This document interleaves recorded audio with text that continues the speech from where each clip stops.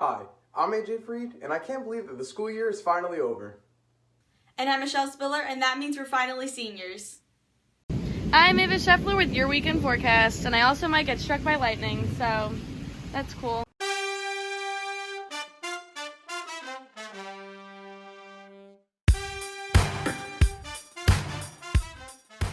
Good morning, Mepham. Today's day 87 of the coronavirus quarantine. Please rise and join us for the pledge. I pledge allegiance to the flag of the United States of America and to the republic for which it stands, one nation, under God, indivisible, with liberty and justice for all. Like AJ said, today's technically the last day of classes here at Mepham, which means it's officially summertime. But make sure you finish all your assignments, though. With the end of the school year means that it's time to recap what happened. On this week's Around Campus, Fahrer sat down with Mepham Principal Mr. Gomez in order to discuss the school year and what lies ahead.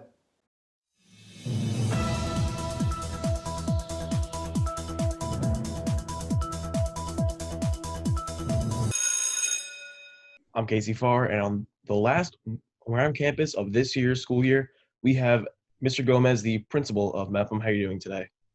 Hey, how are you, Casey? I'm good, thank you. In your opinion, though, how did the 2019-2020 school year end up turning out? Well, obviously it was, it ended in a way that we didn't expect it to end. You know, no one knew that on March 13th we would have our last day of in-person instruction at the building. But as we all know that we went into remote instruction immediately after that. You know, I think overall the students did a really nice job adjusting. I know it was a little challenging for most, and you know, it requires a whole different way of thinking when you're doing online instruction versus in-person instruction. But I know the district is working very closely with all the buildings, and we're working closely with families to gather feedback and to make it better in case we have to resume remote instruction come the new school year. And obviously, like you had mentioned, the coronavirus pandemic, you can't not bring that up in terms of the school year. So how did it ultimately affect the environment of the school this year? You know, when the pandemic was first announced and it was all over the press, obviously there was a lot of fear surrounding many parents, many students, and many faculty members as well. But we didn't know what to think. And then finally, when we started getting more information and we actually closed the schools, we realized, wow, this is worse than we expected. And no one would assume that the rest of the school year would end up turning out the way that it did. But, you know, we got to keep a close eye on the infection rates and all the other metrics that are being monitored by the CDC and the New York State Department of Health to see what happens over the summer. We're hoping we don't see another spike because if we do, you know, we're going to have to evaluate what we do come September. So is there any part of this year that maybe stands out to you as being the best moment, something that you look forward to? Yeah, two events that certainly come to mind are when we put down the flags and honored our veterans for the Flag Field of Honor. You know, that's something that we do every year through our senior service learning projects. That's always a highlight of the year. You know, obviously class night was huge, enormously successful. And one of the last events before we even closed the school was when I got to share with the kickline team their national championship. You know, being out there in Orlando with them and cheering them on was an amazing experience for them, their parents, and for the entire Mepham community. So those are three major highlights for me. And lastly, what can the district look forward to in the coming school year? Hopefully we'll be in school, obviously, but what do you think will be coming next?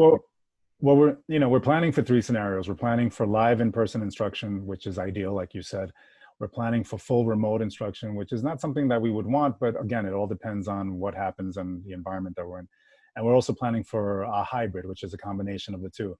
So I've been in a lot of planning meetings over the last 2 weeks with central office and with other principals to discuss what we can do to ensure that the students, get the best out of the plan that we move forward with. And, you know, we have to ensure your safety and your health as a priority. All right. Thank you, Mr. Gomez, as the principal, obviously making sure that what is being done is the best for the school. So thank you. Thank you. I'm Casey Fahrer, and this is the last Around Campus of the 2019-2020 school year. Now back to AJ and Michelle. Thanks, Casey. Many of the events Mr. Gomez mentioned can be found on the BMB YouTube page, along with midweek updates and daily reports. The final midweek update of this school year features stories on essential workers, the Calhoun Music Department, and more. Make sure to check it out. Essential workers also need people to help support them too. BMB's Emily Rosenberg got the opportunity to talk to somebody who helps out those members of our community. Let's take a look. As the coronavirus end school year comes to a close, it's important to remember members of our community who helped our essential workers. Jill Levine and Brooke Jones created the Helping Our Hero page for this exact purpose. We're both very go-getters, and we don't like to sit around and do nothing. So when this all happened, we, were trying to think of something we could do. And then Brooke had heard, I don't remember how, had heard about another town, Rockville Center, doing something similar to what we're doing. So she called me up and said, would you be interested in doing this? And I said, yes. The pair chose Bellmore-Merrick restaurants to support our local stores and those on the front lines. This was a way for us to not only help the workers and kind of bring the community together, but help our merchants and help the people who own the businesses in our town, because we were going to be sending the food and everything using the local Bellmore-Merrick merchants. However, for Jill Levine, this project allowed her to focus her energy on creating good following the disappointment of canceling her annual fundraiser in memory of her son called Robbie's Run. This has definitely helped to fill my time. So for me in that way, it is very nice. The two women were surprised with the automatic response they got from the community. Within the first, I would say, 24 hours, I think we probably raised close to $10,000 in that first day. Well, Jill and I would speak at, numerous times during the day and at night, and we were like, oh my gosh, we've got, 200 requests to join the Facebook group. We're getting these donations, people are calling and they're texting, and then everyone started sharing the group on Facebook, join this group and stuff. It really, it was incredible. As this coronavirus pandemic winds down, they were asked when they were going to end the fundraiser. The two women responded not until they had to. Everybody is now asking, so are you done? Are you done? And I know in a lot of the towns that have done similar things to this, a lot of them have been done for a few weeks, and we're not done. So the need is still there, and as we still keep getting requests, we're not going to stop until, the requests stop coming in. For BMB, I'm Emily Rosenberg. Thanks, Emily. The essential workers have been huge in maintaining stability throughout the country, and it's so great seeing them be supported. BMB's Sean McQuillan reports on the unique role that 8th graders have ending this year and starting next year. In one of our last stories, I have had to cover the hardship seniors who had to face leaving high school unexpectedly. However, there is another group of students in America that have had to face similar troubles, the 8th graders. The 8th grade class in our very community will move on to high school, but that doesn't mean that they will see every student's face from their old middle schools. Merrick Avenue Middle School and Grand Avenue Middle School are both schools in which both teenagers of North and South Merrick and North and South Bellmore attend. However, as soon as they enter high school, they are split from other students on the other side of town, leaving them isolated from each other again. I'm definitely going to miss all my teachers because my teachers were amazing. And Mr. Malcolm, Mr. Conti, Mr. Cardi, all of the principals and assistant principals. And just the atmosphere. Everyone was so supportive. But I'm sure I'll get that at Mepham, and I'm so excited. Without a sense of closure and saying goodbye to friends they may never see again, it is fair to say that the 8th grade class has been deeply affected by this pandemic too. I do feel sad because I don't think there's a ton of closure for our 8th graders this year, but the best thing about them being 8th graders and not seniors is we still have the ability to hopefully bring them back next year. So we are thinking about some ways that maybe we can invite the 8th graders back to events next year, as long as we're back in school, which is what we're all hoping for. Don't let this put you guys down though, because there are better times ahead, and high school may be one of the best experiences of your lives. For BMB, I have been Sean McQuillan.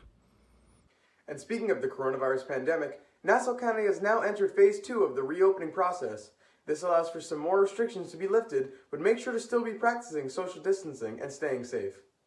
Hopefully you could social distance in the weather we've been having lately. But I'll leave it to Ava to tell you your weekend weather.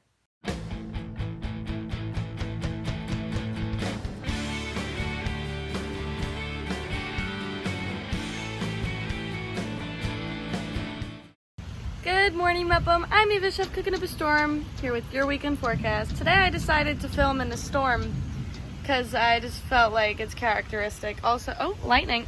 If I get struck, that's kind of funny. That's my dog. He's afraid, so he's begging at the door to come cuddle with me, but that's not going to happen. Today's weather, Friday, is going to be partly... Oh, it's raining on me now. This wasn't a great idea, but it's kind of fun. Today's weather... Oh! This is nice. Oh, it's raining harder now. Okay.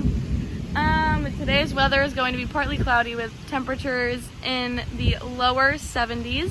Saturday is supposed to be a beautiful sunny day with temperatures in the upper 70s, and Sunday is going to be a pretty rainy day. Oh, well, I'm gonna get hit by lightning.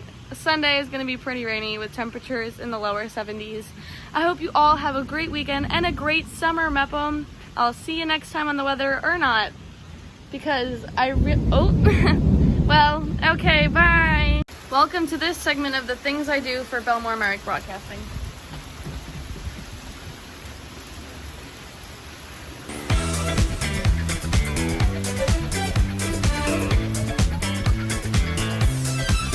Thanks, Ava. While classes might be done, it is time to celebrate a lot of the work that's created during the remote period and the entire year. All the schools in the Bellmore-Merrick district are hosting virtual art shows where you can see some of the amazing work created by student artists across the district.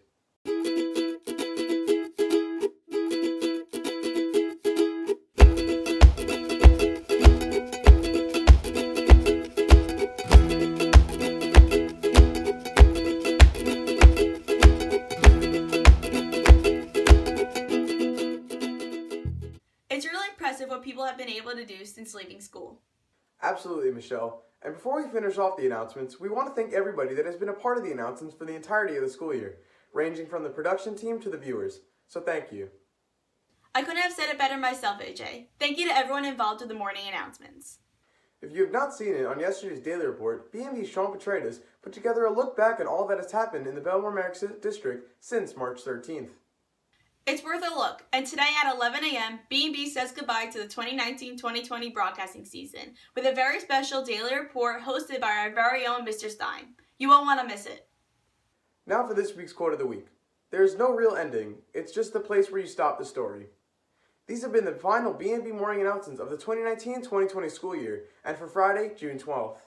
These have been the final BMB morning announcements for the 2019-2020 school year and for June 12th. Have a great summer, Mepham.